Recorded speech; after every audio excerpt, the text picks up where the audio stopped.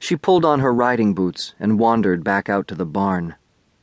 Goblin, her favorite horse, put his head over the corral fence, and Nikki stroked his sleek black neck. "Dad didn't say I couldn't go riding, you know. He just said not to take long rides." Nikki patted him between the ears. "Anyway, what's long to some people is really not very long to others. Have you ever noticed that, Goblin?" The horse blinked his big dark eyes at her. She ruffled his ears. "I'm glad you're so agreeable." Nikki brushed his smooth coat, slid on his bridle, and lightly tossed a blanket on his broad back. She grabbed her saddle, moved to Goblin's left side, and swung it up. When everything was in place, she pulled the cinch tight and stepped up. In minutes, she was heading up the north trail toward Sugarloaf Ridge. There were some dark clouds in the distance, but it would take a few hours for them to get here. In the meantime, she would take a leisurely ride and check on the elk herd. Then she would come back, make an embarrassing amount of popcorn, and pig out while she watched movies on TV. Nikki wound her way up the narrow trail, working Goblin into an easy canter. Giant pines lined the trail on both sides.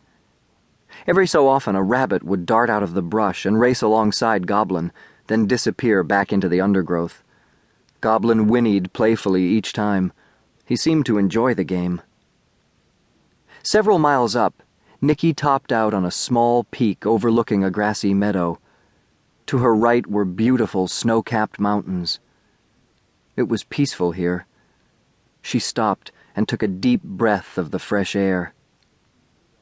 In the meadow below, a movement caught her eye, and she slid the binoculars from the saddlebags. Bighorns. A large band of bighorn sheep was passing through from the salt licks on its way up to the high mountains. The big rams marched like royalty, with their curled horns held high. The spring lambs jumped over their mothers, chased one another, and butted heads with an unending supply of energy. Staying in the shadows of the tall trees, Nikki urged Goblin forward until he was right at the edge of the meadow. Silently, she stepped off her horse and tied him loosely to a branch. She slowly crawled closer, using the tall grass for cover. The lambs were still romping about.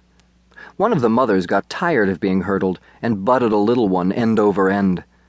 The tiny lamb tumbled to the ground in a woolly heap. Nikki nearly laughed out loud.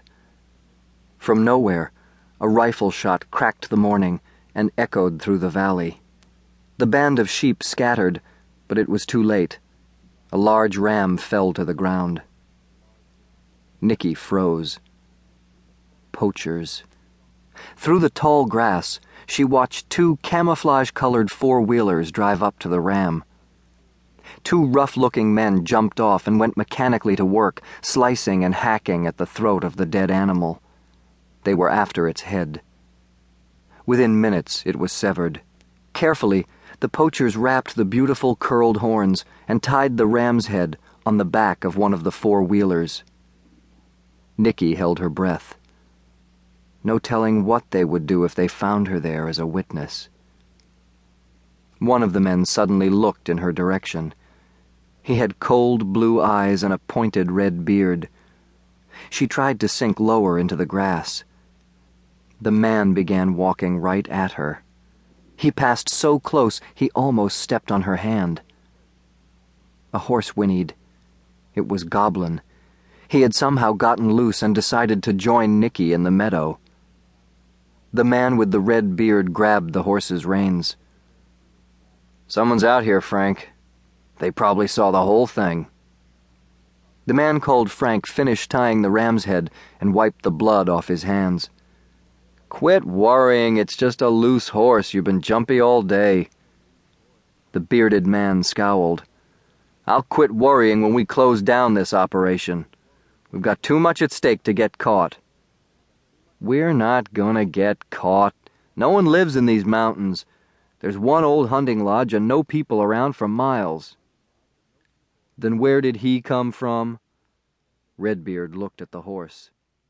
"Like I said, he got loose. Probably threw a greenhorn somewhere down in the valley."